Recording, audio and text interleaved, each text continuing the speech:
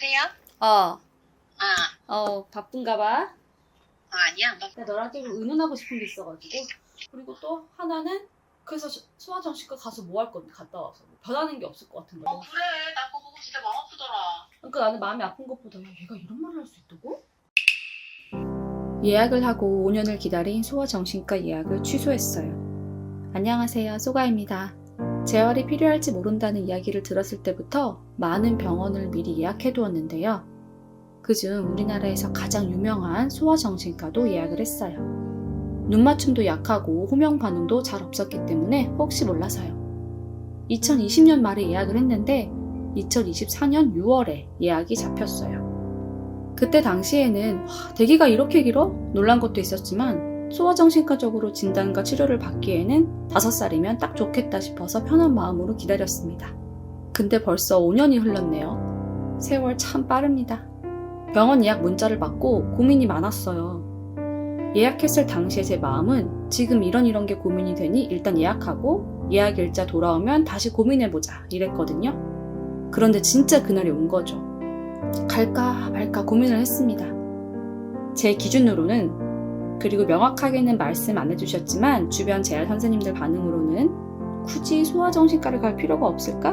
라는 생각이 대부분이었어요. 그래서 더 고민이 됐었고요. 그리고 초진 관련해서 해당 병원에서 전화가 왔었어요. 그래서 제가 이런 부분에 대해서도 이야기를 해봤거든요.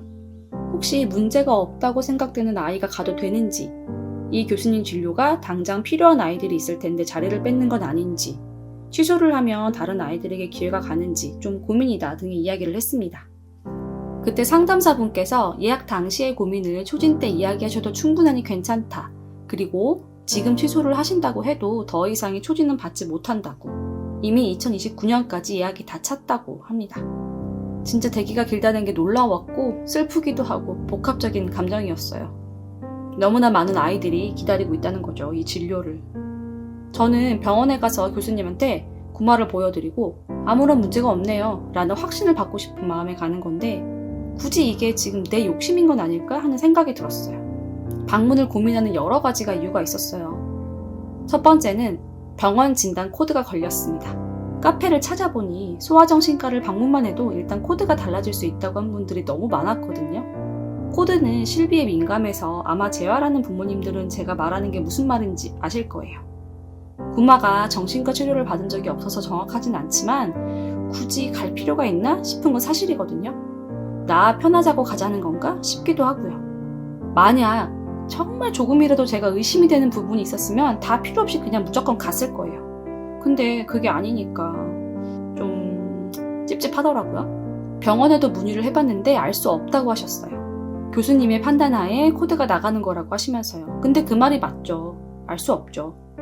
두 번째로는 구마가 모든 걸 다 알아듣기 때문입니다. 병원이라는 곳에 가서 내가 이런 거 못해서 엄마가 또 병원에 데리고 왔구나 이런 감정들을 느끼게 하고 싶지 않았어요. 지금 받고 있는 재활에서도 선생님이랑 상담을 할 때 최대한 말을 조심히 하거든요. 구마가 다 알아듣고 집에 와서도 엄마 나 이거 못하잖아 이런 식으로 말을 해서요. 분명 거기 가면 교수님께서 이것저것 관찰하시면서 물어보시고 저도 지금까지의 내용을 다 상담받을 텐데 가뜩이나 자존감 낮은 구마에게 그런 기분을 느끼게 하고 싶지가 않았어요.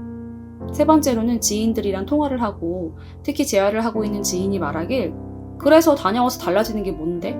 치료를 늘리거나 약을 먹거나 보통 그러는데 그런 거 아니지 않아?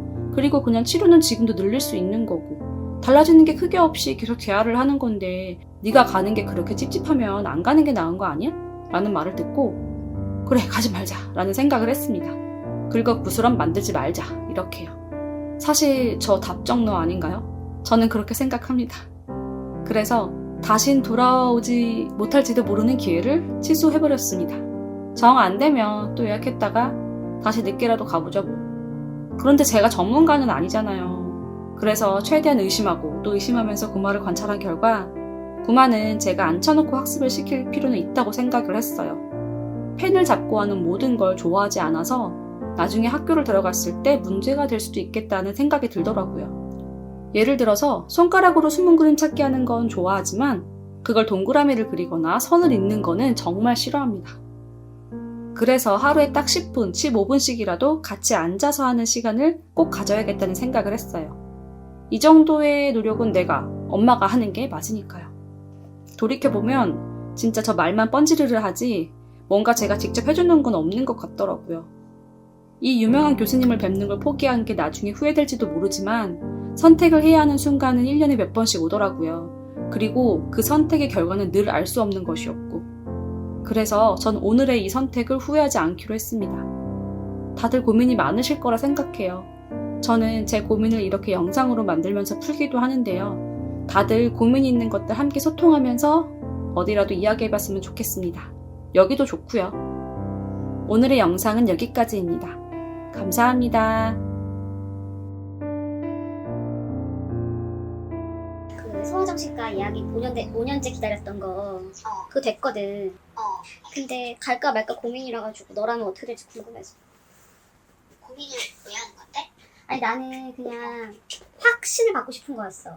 얘는 필요가 없다라는 그런 확신을 받고 싶어서 가는 거였는데 이게 첫 번째 고민 중에 하나는 그런데 내가 괜히 뭐 긁어부스럼처럼 뭔가 내 마음 편하자고 얘를 좀 그런 거 아닌가 싶어가지고. 그리고 두 번째는 그래서 대화받고 이런 거 상담하는 것도 다 듣나 봐. 안 듣는 것처럼 보이는데 그러면서 집에서도 엄마 나 이건 못하잖아, 엄마 난 이거는 못해, 왜 이런 걸 되게 많이 한단 말이야. 또 교수님이 또 얘를 관찰하려고 나한테 그 보는 앞에서 질문을 엄청 하실 거 아니야. 그럼 얘가 또 그걸 되게 인지를 하고 또 그런 거 아닌가 약간 싶기도 하고. 그리고 또 하나는 그래서 소아정신과 가서 뭐 할 건데 갔다 와서 변하는 게 없을 것 같은 거야 사실은. 안 가는 게 낫지 않아? 사실 내 마음은 그래. 근데 내가 소원을 생각하면서 들으니까 그 두 번째 이유는 되게 크게 들린다. 그치? 근데 사실 근육이랑 이런 게 너무 수준 떨어지긴 해. 그런데 또 그건 사실은 소아정신과적인 문제는 아니잖아. 그 대할 선생님이랑 상담해봤던 선생님이 굳이 막 이렇게 얘기하시더라고. 그 다른 친구 걔도 소아정신과 다니는 친구 있거든.